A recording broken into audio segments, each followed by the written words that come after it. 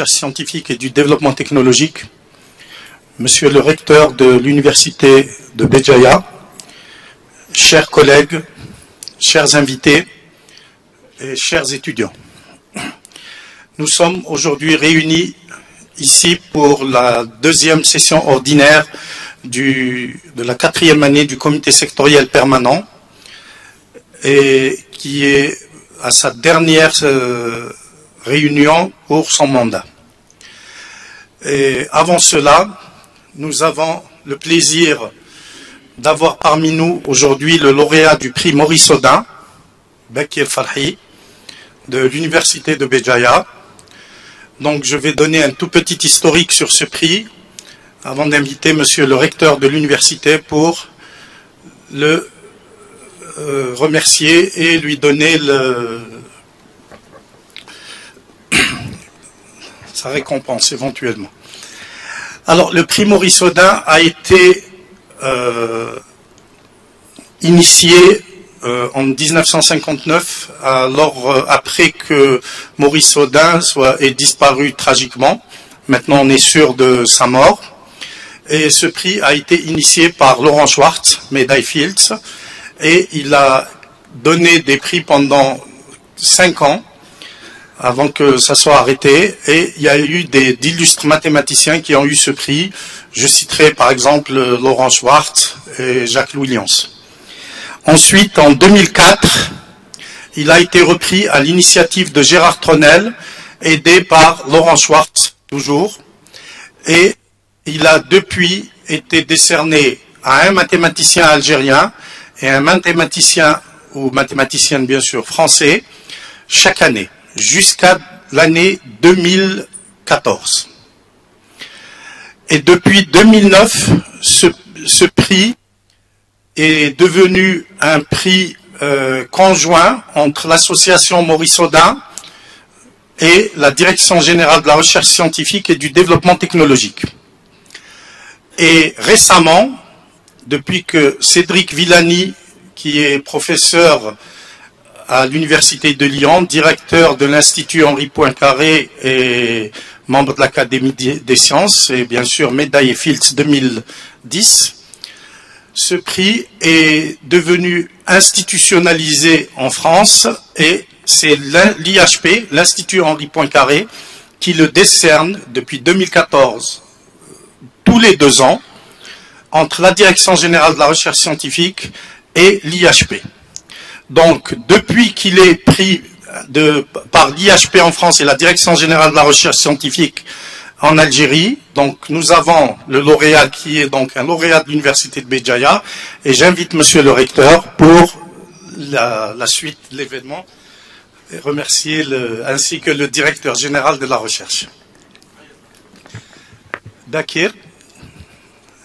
Donc on appelle monsieur Farhi. Monsieur Farhi.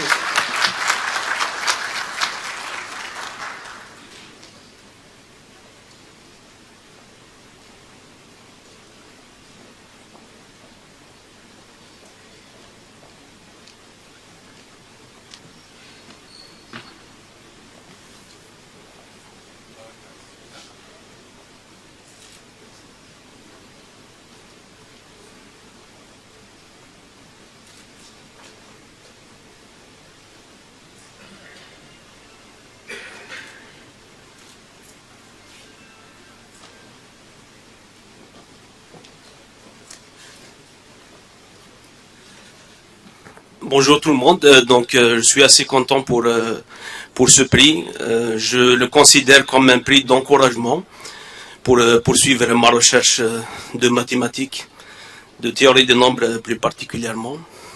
Donc je remercie tout le monde, monsieur le directeur de la Direction générale de la recherche scientifique et du développement technologique. Je remercie tous mes enseignants de toutes les universités où j'ai fait mes études, Béjaïa, USTHB, Paris 6. Donc j'espère que ça va m'encourager pour poursuivre dans cette voie. Merci.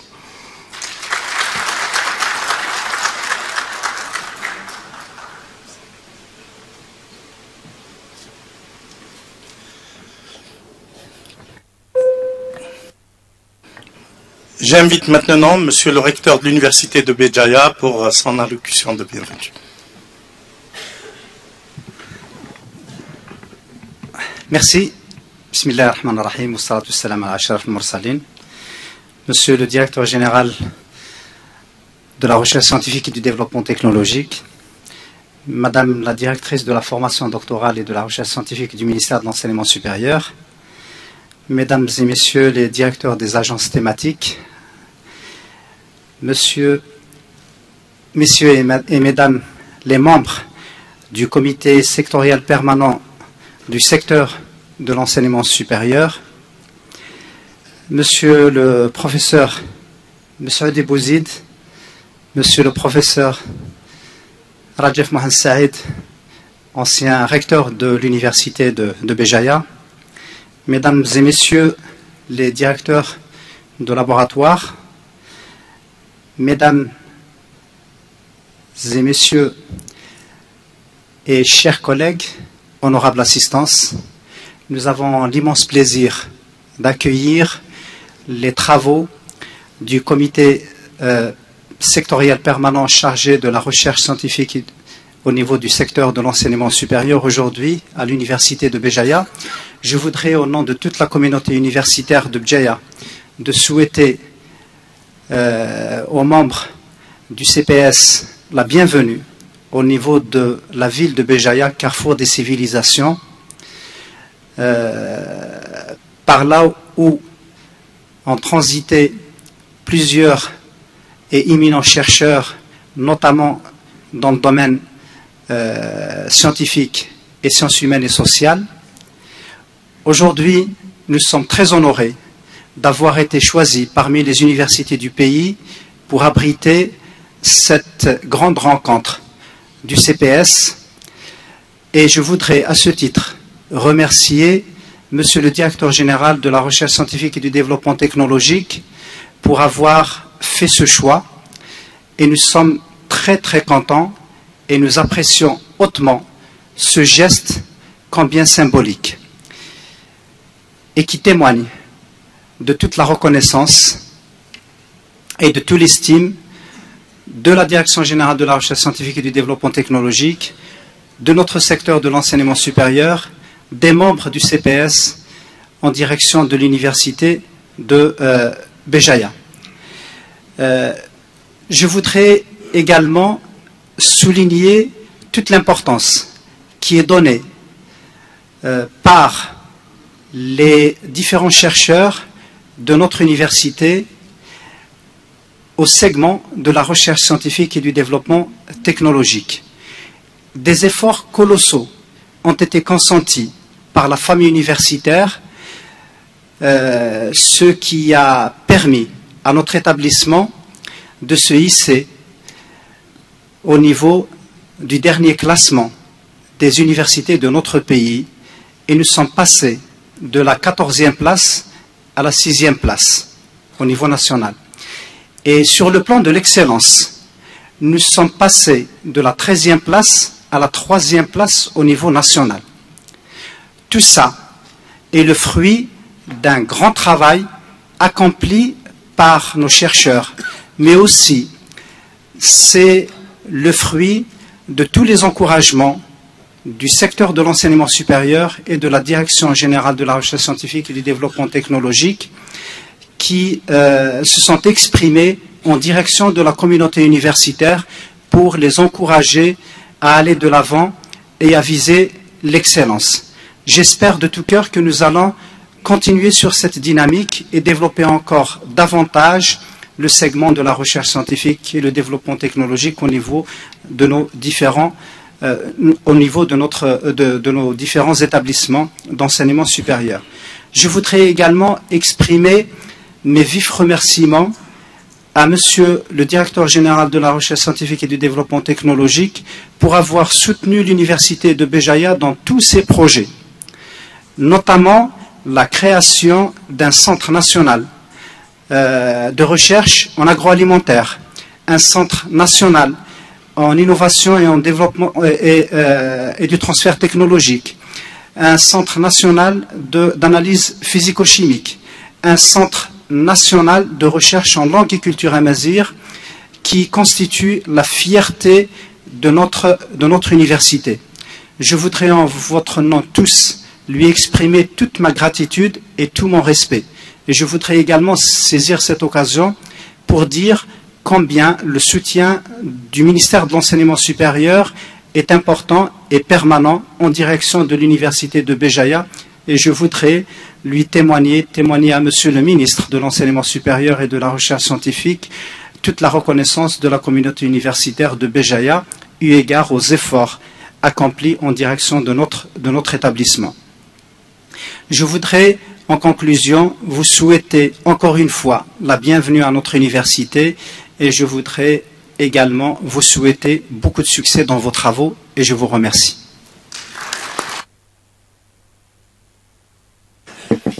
Merci, Monsieur le Recteur. Je donne maintenant la parole. J'invite le professeur Hafid Daourak, directeur général de la recherche scientifique et du développement technologique, pour son intervention. Merci, Monsieur le professeur Belbachir. Bismillah ar-Rahman ar-Rahim, wa salatu wa salam ala ashraf al-mursalin. Monsieur le Recteur, très chers collègues, très chers invités, salam alaikum.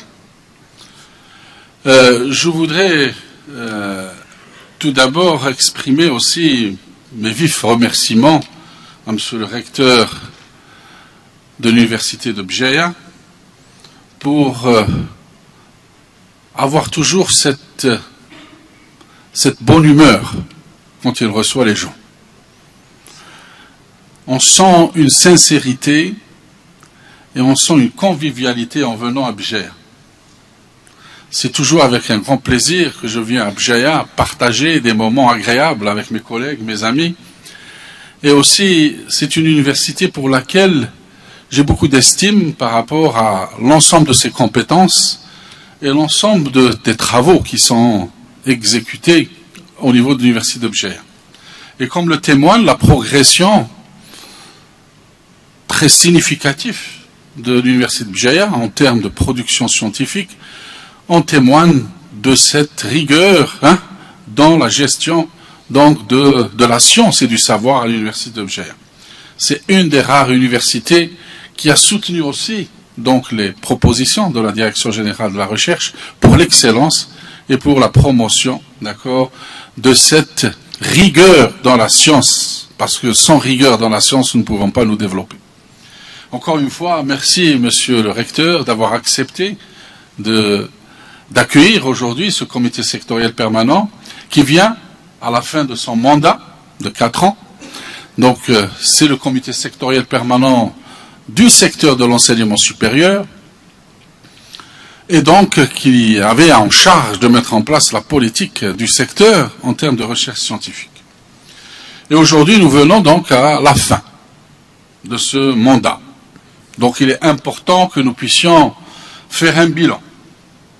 Donc aujourd'hui, je vais vous exposer l'état des lieux et le bilan de ces 4 années d'activité de ce comité sectoriel permanent, de ce qu'a fait ce comité sectoriel permanent et l'état des lieux de la recherche scientifique en Algérie aujourd'hui. Qu'en est-il?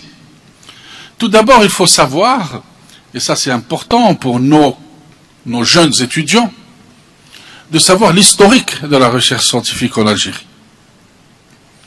Après l'indépendance du pays,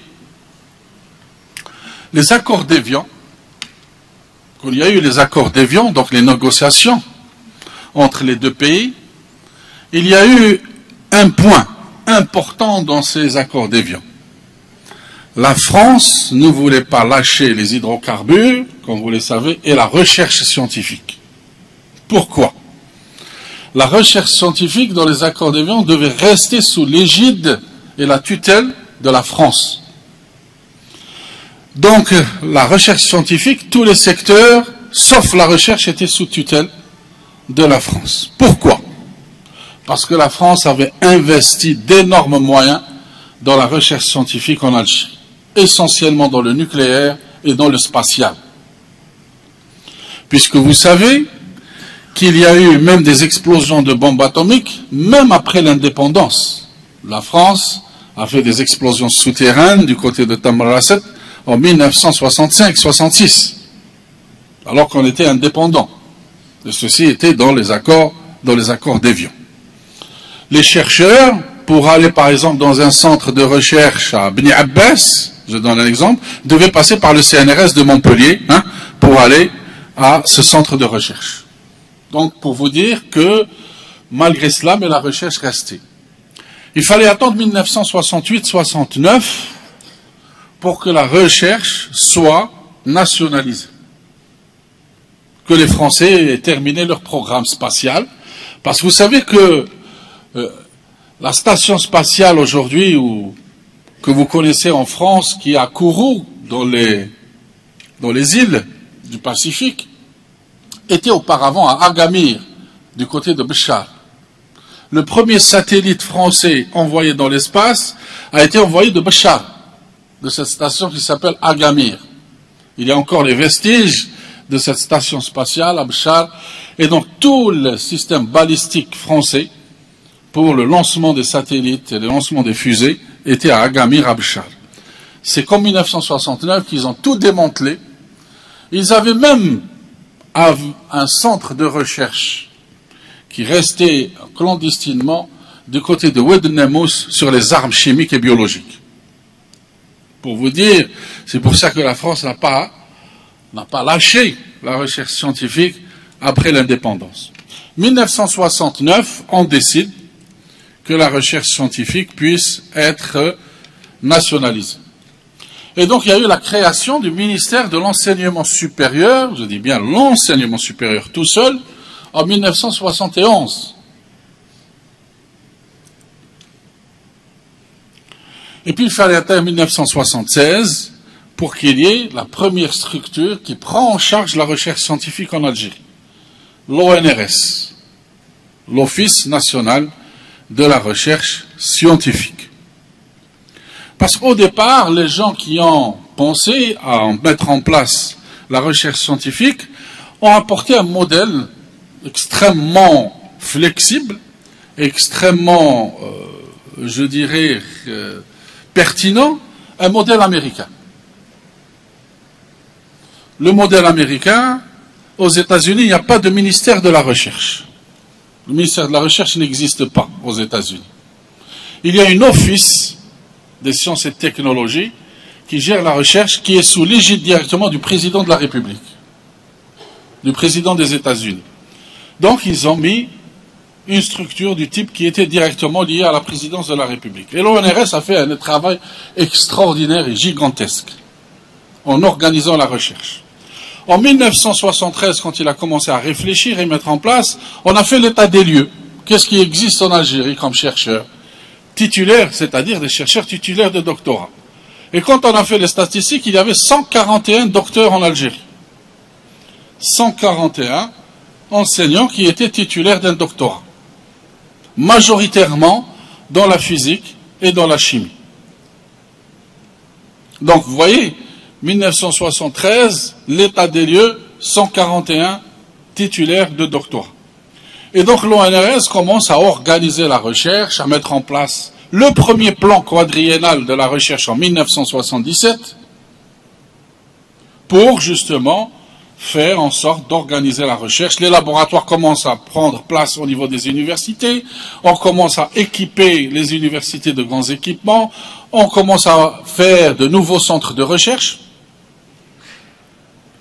parce que 80% des centres de recherche qui existent en Algérie jusqu'à 2008, je dis bien 80% des centres de recherche qui existaient en Algérie avant 2008 datent tous de l'époque coloniale.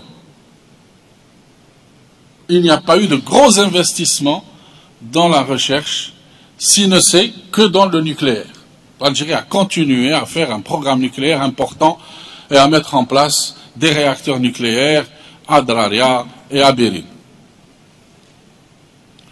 Et donc les gros investissements ont été faits dans le nucléaire, essentiellement dans le domaine de la recherche. Les autres secteurs n'ont pas évolué c'était la politique du pays à l'époque. Et donc est venu 1982, 1983, après tous les efforts qui ont été faits par l'ONRS, on décide de dissoudre l'ONRS pour des querelles internes entre des personnes et non pas par rapport à un souci de faire. Et on a commencé à faire la déstructuration du pays, parce que ce qu'il y a eu à cette époque, il y a eu la déstructuration de la recherche et la déstructuration de l'industrie algérienne. On a commencé à dire que les grandes entreprises algériennes, d'accord, c'est des structures qui ne sont pas productives. On a commencé à déstructurer l'industrie électronique, l'industrie mécanique, toutes les industries. Donc, alors qu'à l'époque, on faisait du Made in Algeria. Tout ce qui fabriquait en Algérie était fabriqué de A à Z en Algérie. Donc voilà un peu. Et donc vient une période d'instabilité de la recherche. En 7 ans, la recherche scientifique est passée sur 8 tutelles différentes. Même pas une année, on peut dire la tutelle. Vient la période de crise, pas d'argent. La période noire du terrorisme. Donc, la recherche est devenue obsolète en Algérie. Il fallait attendre 1998 pour promulguer la première loi sur la recherche scientifique qui organise une nouvelle fois la recherche scientifique en lui dotant de moyens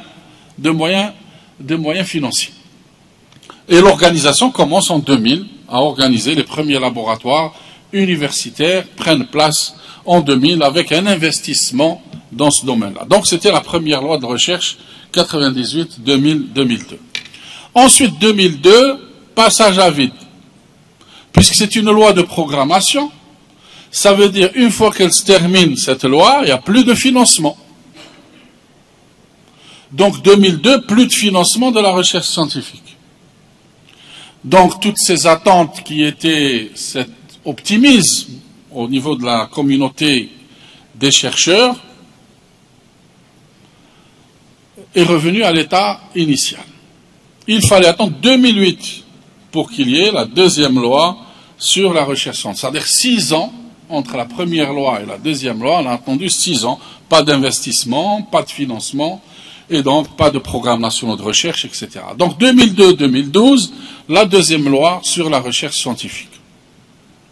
Heureusement, dans la deuxième loi, quand nous l'avons conçue, on a mis un article qui permet, même si la loi se termine, continuer à avoir un petit financement inscrit dans la loi de finances de chaque année pour pouvoir continuer à financer certaines infrastructures et certains investissements. Donc pour parer à ça, pour qu'il y ait plus de continuité, et donc la deuxième loi décide, dans un de ses articles, que la recherche scientifique soit gérée par un organisme indépendant et autonome. Elle propose la création d'un organe permanent pour gérer la recherche scientifique. Et cet organe permanent s'est traduit à la fin de 2008 par la création de la Direction générale de la recherche scientifique et du développement technologique, qui a pris ses fonctions en janvier 2009. Et donc, pour parer à cette instabilité dans le domaine du financement, on a décidé de transformer ces lois-programmes en des lois d'orientation. Une loi d'orientation est éternelle, jusqu'au jour où quelqu'un décidera de la changer. Donc ça veut dire une loi d'orientation, un financement perpétuel de la recherche, quelles que soient les conditions. Et donc ce financement se traduit dans la loi de finances de chaque année. Donc la loi de finances, combien attribue la recherche scientifique, on lui attribue comme financement. Donc ce n'est plus, on dit il y a 100 milliards de dinars pour la recherche scientifique, mais elle se fait par des objectifs.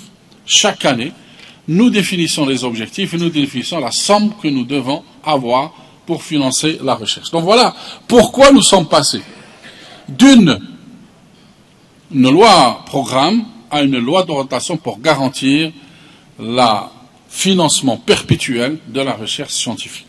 Donc vous voyez, nous venons de loin. Donc la recherche scientifique est jeune comparativement aux autres pays dans le monde. Donc nous ne pouvons pas nous comparer à des pays qui ont des centenaires dans la recherche scientifique, qui ont eu des gigantesques. Vous allez le voir quand je vais présenter que représente ce budget de recherche dans le budget de l'État, c'est-à-dire le PIB.